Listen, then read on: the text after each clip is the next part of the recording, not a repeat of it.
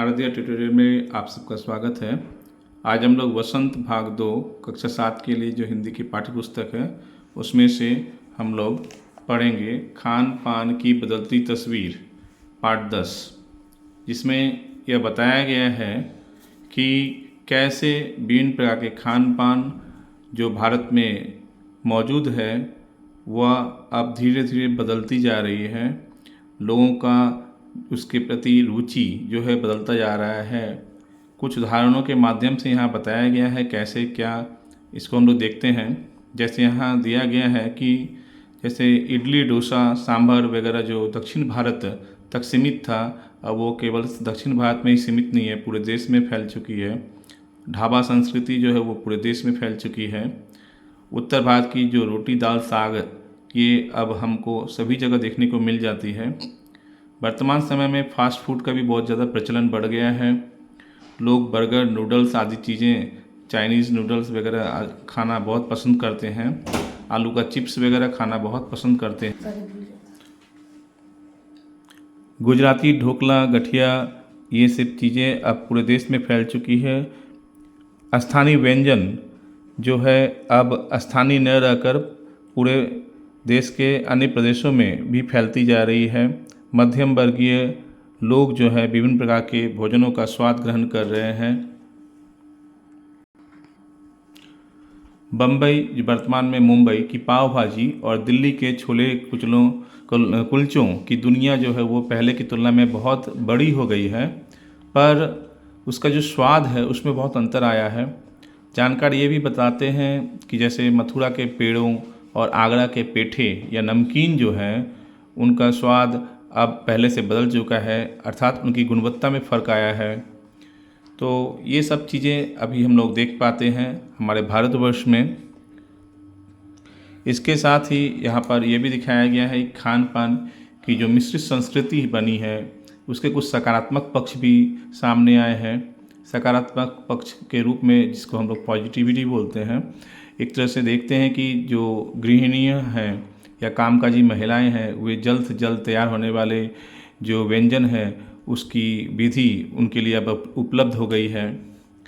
साथ ही ये भी दिखाया गया है इस पाठ में कि कैसे नौकरियों में जो तबादले होते हैं, एक स्थान से दूसरे स्थान लोग जाते हैं, एक प्रदेश से दूसरे प्रदेश जाते हैं, तो अपने साथ साथ जो है वो वहाँ के खान पान को भी लेकर जाते हैं। बड़े शहरों में जो मध्यम वर्गीय स्कूलों में जब दोपहर में टिफ़िन होता है तो टिफ़िन के जब डिब्बे खुलते हैं तो विभिन्न प्रकार के व्यंजनों की खुशबू जो है वहाँ पर हमें आती है, और उस खुशबू को देख कर पता चलता है, खुशबू को सूंघ कर पता चलता है, खुशबू का एहसास करने पर यह पता चलता है कि कैसे विभिन्न प्रकार की जो खान पान की संस्कृति है वो घुल मिल सी गई है। तो इस तरह से जो है पाठ में बहुत ही अच्छी तरह से साधारण रूप में सरल भाषा में समझाया गया है। साथ में ये भी बताया गया है कि एक कड़वा सच है कि स्थानीय व्यंजनों को हमने तथाकथित आधुनिकता के चलते छोड़ दिया है और पश्चिम की नकल में बहुत सी ऐसी चीज़ें अपना ली है जो स्वाद, स्वास्थ्य और सरसता के मामले में हमारे लिए बहुत ज़्यादा अनुकूल नहीं है। आशा करता हूँ जो प्रयाग शुक्ल द्वारा रचित यह पाठ आप अच्छी तरह से इसको रीडिंग करेंगे और समझेंगे। अब हम लोग इसका प्रश्न उत्तर करेंगे। पहला प्रश्न है, खान पान की मिश्रित संस्कृति से लेखक का क्या मतलब है? अपने घर के उदाहरण देकर इसकी व्याख्या करें। इसका उत्तर है, खान पान की मिश्रित संस्कृति से लेखक का मतलब विभिन्न प्रांतों एवं देशों के व्यंजनों के अलग अलग प्रकारों का मिला जुला रूप है।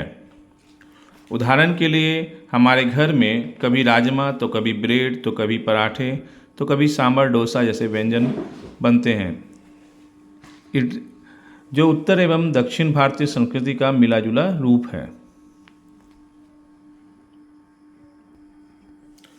दूसरा प्रश्न है, खान पान में बदलाव के कौन कौन से फायदे हैं या कौन से फायदे हैं, फिर लेखक इस बदलाव को लेकर चिंतित क्यों हैं। इसका उत्तर है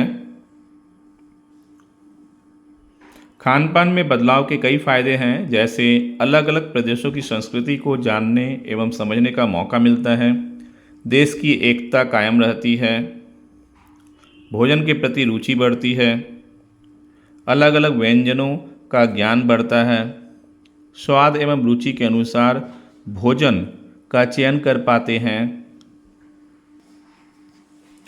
समय की बचत होती है। लेखक इस बदलाव को लेकर चिंतित भी है, क्योंकि नई पीढ़ी स्थानीय व्यंजनों के प्रति रुचि नहीं दिखाती या दिखा रही है। भोजन की शुद्धता में कमी आई है, कुछ व्यंजन स्वास्थ्य की दृष्टि से उचित नहीं हैं, उत्तर भारत के व्यंजनों का स्वरूप बदलता जा रहा है।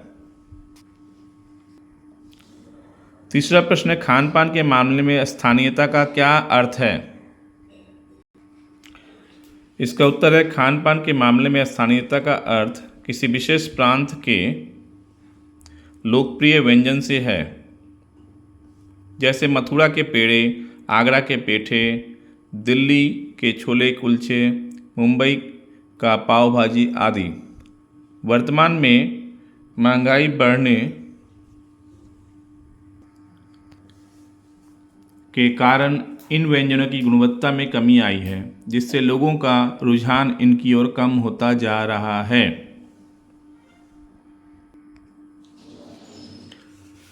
चैनल को सब्सक्राइब नहीं किया तो जल्द से जल्द चैनल को सब्सक्राइब कर ले और वीडियो को शेयर और लाइक करना ना भूलें। दूसरा प्रश्न यहाँ पे देखेंगे हम लोग। यहाँ खाने पकाने और स्वाद से संबंधित कुछ शब्द दिए गए हैं, इन्हें ध्यान से देखिए और इनका वर्गीकरण कीजिए। तो यहाँ पर शब्द दिए गए हैं, भोजन है, कैसे पकाया, स्वाद इसका दिया गया है। इसको आप लोग देखेंगे, समझेंगे ठीक से। धन्यवाद।